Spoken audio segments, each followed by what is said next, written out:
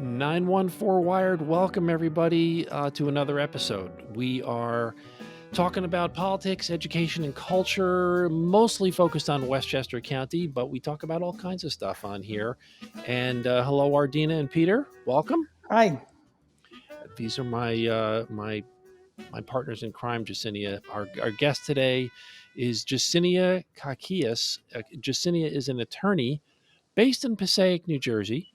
But you are a native of Yonkers, New York. So you were telling us a little bit before we got started here. Everything Yonkers. Tell us about your That Yonkers is background. that is correct. That is correct. So I was born in Yonkers, New York. I was born in St. John's Hospital. Wow. I was raised in Yonkers, went to Yonkers Public Schools. So I actually went to Enrico Fermi School for elementary, Mark Twain Wow. Middle School, and then Lincoln High School Yeah. for high school. So I did all It my doesn't education get there. it doesn't get more Yonkers than that. When you go through Yes, YPS, that's it. exactly. You're Yonkers forever. And now you have a practice, a legal practice, I gather. Fast forward, you went to college, you went to law school, and you worked an assistant prosecutor someplace for a little while. Tell us a little bit about that, and then how you wound your way back to your current practice. So when I finished law school, I actually became a law clerk to a criminal judge in Passaic, New Jersey. Um, Through my clerkship there, I fell in love with criminal law. I wanted to do criminal law. And so I became an assistant prosecutor. I was there for about 2 years, but the time commitment wasn't right for me. So that's when I decided, okay, what else can I do instead of being an assistant prosecutor? And my aunt actually reminded me that one of my childhood dreams was to have a law office one day. So when I was discussing not going back to the prosecutor's office when I was on maternity leave, she reminded me, well, this is your moment then. Why don't you open up that office that you said you wanted to have back in high school? So that's how I started at the prosecutor's office and then I didn't go back. I decided to take this leap of faith and start my practice. The practice is in Passaic, New Jersey, but you're on the bar in New York as well. No, so I'm not in the bar in New York. I am admitted only in the state of New Jersey, but in practicing immigration, I'm able to have clients in all 50 states. Wow. And let's talk about your practice in immigration, how you come about that kind of work, and what's the scope of it. So when I graduated college, so I went to Fordham University, graduated in May of 2014, and you come out of college and you're looking for a job. Um, my aunt again, this is going to be a common theme. Okay, my aunt again, she played a very active role, right, in my upbringing and my schooling and everything. um, she actually presented this opportunity to me. I didn't have a job yet. I wasn't sure what I was going to do before I started law school. I knew I wanted to take a gap year and get some experience. And she told me that an immigration attorney in New York City was looking for a legal assistant that spoke English and Spanish, and she thought that I would be a perfect fit. So she presented me to this immigration attorney. I interviewed, and everything fell into place after that. I worked with her Wow. for from 2014 until 2016. And as her legal assistant, I got to do a lot of work. And it wasn't just filling out papers and helping her translate consultations. I ended up actually going on on radio shows with her, translating, of course, right? She was the one speaking. I was translating for her. We did YouTube segments. We went around doing seminars in the community, teaching people what their rights were, what their options were. So I did a lot in my time there, and I learned a lot with her. And having to translate everything for her, I was able to absorb a lot of information. And that's basically how I was introduced to immigration law. What are the most common mistakes that people make when they apply for, I don't even know what the legal term is. I mean, basically what I'm trying to say is you have asylum seekers now that are coming and saying, asking for citizenship. So what's the most common mistakes that asylum seekers make? There are a couple, right? So we'll stick to the common ones. One is that they need to understand that when they come seeking asylum, it's not citizenship and it's not a green card that they get right away, right? So for those who don't know, for those who are listening, people seeking asylum are people who are fleeing from their countries because they fear persecution. based on past persecution or future persecution, and it has to be based on their race, gender, nationality, political opinion, or membership in a particular social group, right? A marginalized group in their society. So it can't just be generalized fear, right? So religion, wait a minute, religion isn't one of the conditions? It is race, religion, Okay. nationality, political opinion, and membership in a particular social group. And so, if you come here and you have fear based on one of those things and you get asylum, that's your status in the beginning. You are an asylee. You do not have a green card, which is a legal or lawful permanent residence. You do not have citizenship. However, once you do have your asylee status approved, and you have it for 1 year, you can apply for a green card. So at that point, they can apply for adjustment of status, get a green card, and then when they hold that status for a number of years, they can then apply for citizenship, right? So they need to understand how the process works. It is a great way to obtain status, but you have to go through the process. You won't automatically become a green card holder because you come seeking asylum. How does the process compare to citizenship in other countries? For example, a lot of people are coming in from Ecuador. A lot of people are coming in from well, we know the countries that they're coming in from, Mexico. But are there expectations to get their paperwork done much faster based on the customs in their own country, or just stuff that they've been disinformation that they've been fed? You know what I think is happening right now with social media, which it has its pros, right? There are positive things to social media, but what's happening right now is that you have a lot of TikTok attorneys, right? That's what I'll call them. You have people on TikTok who do not have all the information, right? And they are disseminating misinformation. So I do have a lot of people who come to the office telling me that they believe the process is one way. They think it's going to be fast, or they're going to get a work permit, right? They can fix their papers even though they cross the border. So many misconceptions based on things they see online. People things they see on TikTok, things they see on Instagram. So there is a misconception there, and also just not knowing. Right, there's people in the United States who don't know how the process works. So obviously, right, when they're outside of the country, they would know even less. Peter? Um, my question is based on the politics of this country. Um, you were doing immigration law during the Trump years, and it's possible that next January you'll be doing immigration law again under the stewardship of Donald Trump. Might that make your job obsolete, or is it just more challenging? So I wasn't practicing during that time. Actually, I was a prosecutor during that time. However, I was perfectly acquainted with the atmosphere. I would say that it wouldn't make it obsolete, it would make it more challenging. Wow. Absolutely. I would say because, once you have a new administration, they're the ones who decide what the policies are. They're the ones who decide how we're going to enforce the immigration laws.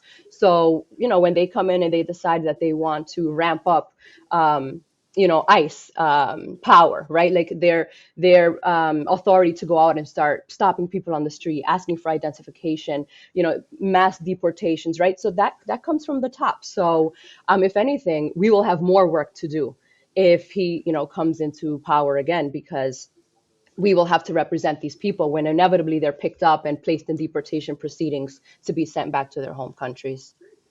You mentioned ICE, Jessenia. Have you ever been interviewed or gotten a phone call from the feds about a particular client that you're working with? So, not as an attorney, but I did experience it both as a legal assistant and then as an intern while I was in law school. So, as an attorney, I have not had that scary call. But when I was a legal assistant, I was the one who answered the phone calls for the attorney. So I would get phone calls from the center, and you would know because it's a collect call. And so, they're like, oh, accept this call, dial this number, and you answer that phone call. And the person's very scared, right? They're desperate. Once they're in that situation and they're in detention, the process moves very quickly. So pressure is on as soon as you answer that phone call. Yes. So it's not the same as when someone is out on the street, fighting their deportation by going to court, right? No, these people, Right. when they're detained, they want to move these cases quickly to get them out of the detention center. So the pressure was on the moment you answer that phone, and you have to locate them. Which detention center were they placed in? Have they had a hearing yet? Have they spoken to a judge, right? Have they said anything? These are things you need to find out very quickly to be able to step in and defend them. Jacinia, immigration matters seem very, very complex to me. There's Yes. a lot of terminology. I gather there's a lot of paperwork. There's a lot of waiting. It's very process oriented at its best. That's my impression of it. What do you tell people when they come to see you? Because it would seem to me every single person at every stage of the immigration process needs an attorney. And I'm Mm-hmm. not saying that just to, wave your flag in particular, but there must be a bottomless demand for what you know how to do, because you need, how do you guide somebody that when you get that phone call for the first time, oh, my uncle needs work papers, or my aunt needs, um to become a citizen in the next 6 months. How do I do this? What do you advise them? What do you say?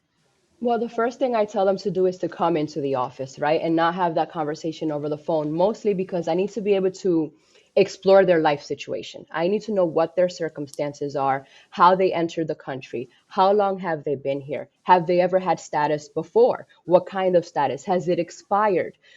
Do they have family members with status who can potentially petition for them? Um, do they have fears? Have they been victims of crimes, right? There are so many different avenues to obtain some kind of status here. And I don't mean just having your green card, right? Having residence. I mean, you can have temporary or protected status. You can have U visa, uh, TVs. There's so many, like you said, it's very complex. So the first step would be bring them to my office, and I have to do an intake. I have to ask them lots of questions to really understand their immigration background, how long they've been here, to determine what is the best option for them. That option could be, becoming a lawful permanent resident, or it could be something like being an asylee first, right? I wouldn't be able to know that until I talk to them. And I do think you need to develop a rapport with them when they come in, because sometimes they have very vulnerable situations, right? Backgrounds, horrible things that have happened to them. Having that conversation over the phone isn't the same Yeah, as and having them here. and I would imagine they're probably going to need to see you a bunch of times, That's right. right? Over an That's right. arc of months and maybe years. Yeah, I would say years now with the backlogs everywhere. Wow. Someone, at least for the state of New Jersey, someone applying for asylum at this moment is waiting on average, right, 5 to 8 years just to get an interview. Yeah. So What? yes, that's how backlogged the system is. And these are people who are applying affirmatively through the immigration office, right? It's a little different when you're in court, but even the court system is majorly backlogged at this moment. So yes, you will be seeing them, over years. Their circumstances can change. And so you have to develop that relationship with them so that they're comfortable to tell you the truth, to tell you their story, so you can find out what's the best way to help them. What, Just go ahead, Ardina. where do you begin with someone who comes to you and they have zero documentation? I mean, let's say somebody hypothetically is born at home in Guatemala, so there's no hospital record of their birth, and they come across without a passport. How what's up with that? How do you get them through the legal process without legal paperwork? It's not ideal, that's for sure. You would want them to have those documents. However, if they don't have them, you would have to prove their identity through secondary sources. So they would need to, for example, have someone who was present at the time they were born write an affidavit to say, I know who this person is. They were born to this person on this time, and I know this because of XYZ. So you have to prove it with secondary sources instead of something as direct like a birth certificate or a passport. And then it's up to a judge, right, to determine if it's credible or it's not. But it would be their burden to prove their identity through those secondary sources. And if they can't, Chihuahua. And I haven't had that happen, unfortunately. So I mean, fortunately for me, right? So I really wouldn't be able to speak to what would happen if they can't prove their identity. I personally haven't seen that situation occur. So I have an elementary question. This term undocumented is used a lot. It came up because of something that the president said in the State of the Union speech recently. When people talk about undocumented, elementary question: what is the mysterious missing document in that sentence? What are they talking about? What's missing? I What document don't they have? I would say that it would be a document proving that they are lawfully here. And that document can vary depending on what permission they have to be here. Some people are granted parole, for example. So their proof of parole is what makes them documented here, right? They have a permission to be here temporarily for some reason. Or someone who is an asylee, proof of that status. If you are a green card holder or a lawful permanent resident, it would be your lawful permanent resident card. So whatever proof you have that you have permission to lawfully be here, whatever that status is, that is the document they are referring to. So when they say you're an undocumented person, that means you have no evidence that you're here lawfully. If someone comes in who let's say has a status as a doctor, and there are many that come in who have been doctors in their own country, is there any way to expedite their process since they already have a level of training that's needed in the United States? I'm glad you asked this question, and here's why, right? Because when we speak of immigration, right, there are so many subsections to it. So I specifically handle the family side and humanitarian side. So that means like family petitions, bringing in family members, applying for asylum, parole, that sort of nature, right? And then you have some immigration attorneys who specialize in the business side of immigration, which would encompass what you just mentioned, right? So these are people who work with large corporations, with hospitals, with professionals, and there are certain kinds of visas that they obtain to be able to come to the United States and practice their professions. Like J1. I Correct. J1 is one, O1, so many, it's an alphabet of different kinds of visas that you can obtain. And so I do not have, a specialty in the business side of it. I can't speak to that. I do know, however, that that is a subsection that a specific kind of immigration attorney handles for those professionals. I'm wondering how you get paid, because a lot of these people that you're dealing with have come to this country with nothing or next to nothing, and you can't work for free. You have you have a family to help support. So how do you get paid? That's right. So that depends. So what I have is I have payment plans, right? So depending on the person's situation, I will offer you can pay me in installments, and I will submit your paperwork once that is paid off to give them an opportunity to pay. But there are situations where even that's not enough, right? So when that happens, I have to make a decision. Sometimes I will take a case pro bono, right? But that's a determination I need to make. I can't do that for everybody. And when I cannot do that, then I do have a list of nonprofit organizations in the area who will help them. So I do end up having to refer out, like you say, I do have to keep the lights on. So if I can't help them and they cannot pay me, then I will redirect them to an organization that can help them out for low to no cost. Wow. I'd like to follow up on Peter's question. What percentage of people that come to you do you have to turn away for those very reasons that Peter just asked? Uh, I would have to say, if I had to give it a numerical value, that a good 40%, maybe 50%. It's a very high number. Wow. I do have people come in. So what I've started doing is that I start asking them questions over the phone before I bring them in, right? Like the best thing is to bring them in, but I also assess their situation, and I tell them there's going to be a fee for the consultation.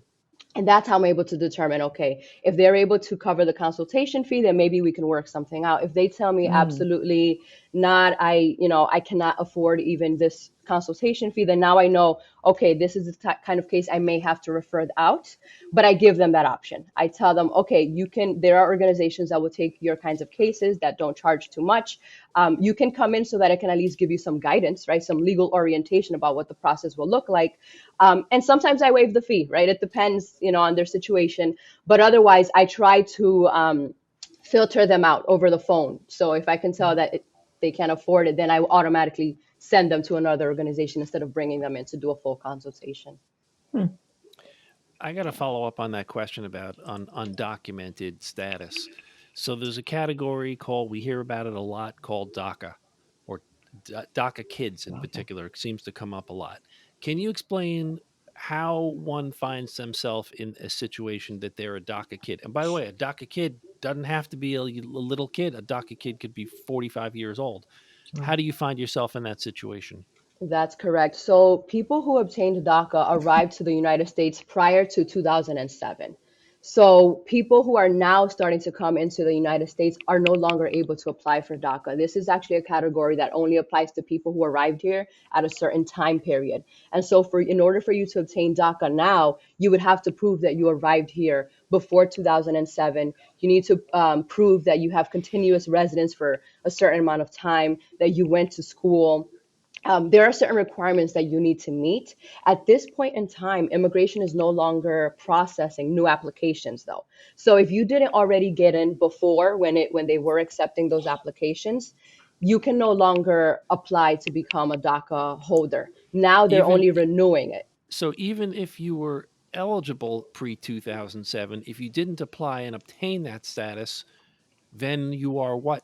Just like every other undocumented person? That's correct. You are straight out of luck, unfortunately, unless there's another legal option for you, right? But you can no longer obtain DACA for the first time because the program is being sued. You know, it's under attack right now. There are lawsuits in place, and so what immigration is doing is they're saying, well, we'll accept your initial applications, but we're not going to process them.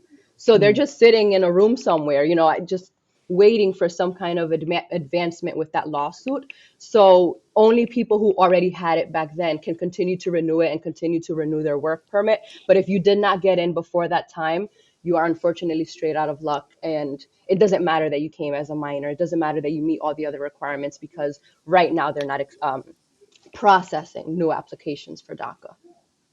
Do you find that you have to be not only, you have to wear two hats, not only as an attorney, but also as a psychologist? Because what happens to people who are, they've had a long journey here, then now their expectations are dashed because they're not going to get their citizenship, their work permits right away. They've got a 4 or 5 year wait, and now they've got to find underground jobs. How do you direct them? Where do they go?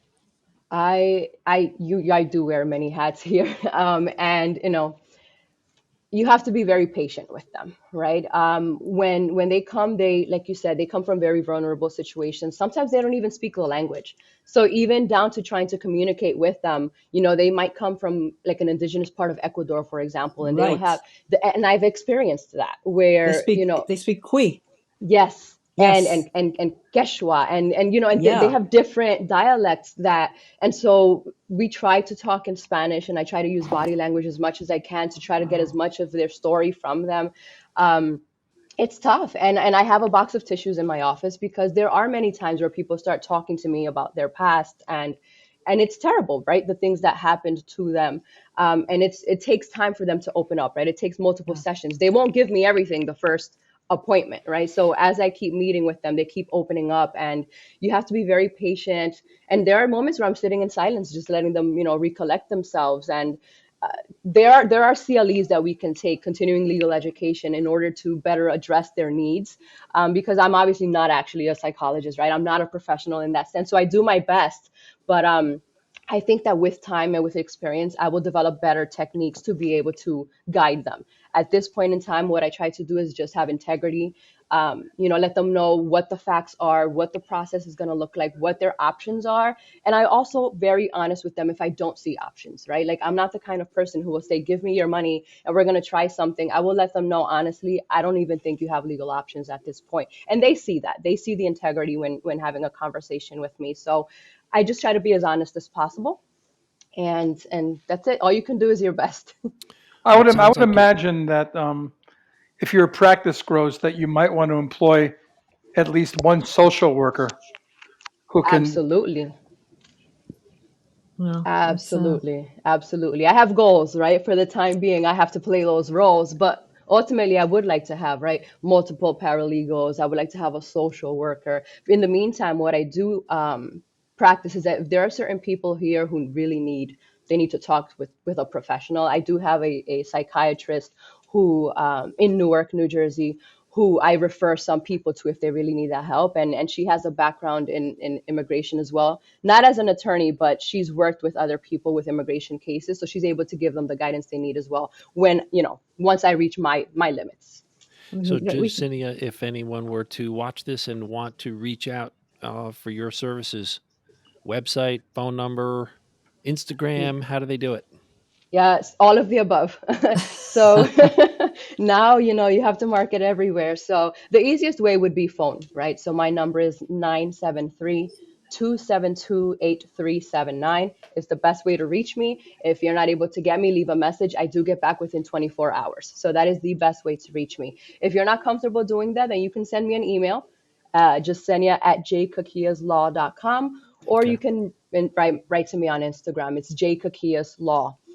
Maybe you But want to yes, spell Caquias for those of us fine. who are not. It's on it's yes, on the screen, Yes. and it's on the screen, and yes. I'll make sure that's in the show notes. All that, I'll Okay. put all that stuff into the show notes as well. Thank you, thank Well, you. Jessenia, you're doing super important work. Keep at it. And if we have questions, because immigration comes up a lot on this show, we interview a bunch of politicians, we interview all kinds of people on here. Immigration is constantly a thread that kind of runs through many of these episodes. We will reach back to you for expertise when it goes beyond our depth. So thank you so much for being our Thank you. guest today. I hope that everybody will reach out to Jessenia Caquias when you've got questions about immigration practices. So that's going to wrap it up for today. Thank you for being our guest, Jessenia. Thank you for And having me. It's been a Thank pleasure. Ardina you. and Peter, another fine episode of 914 Wired. Yes. All right. Indeed. Thanks, everybody. Bye.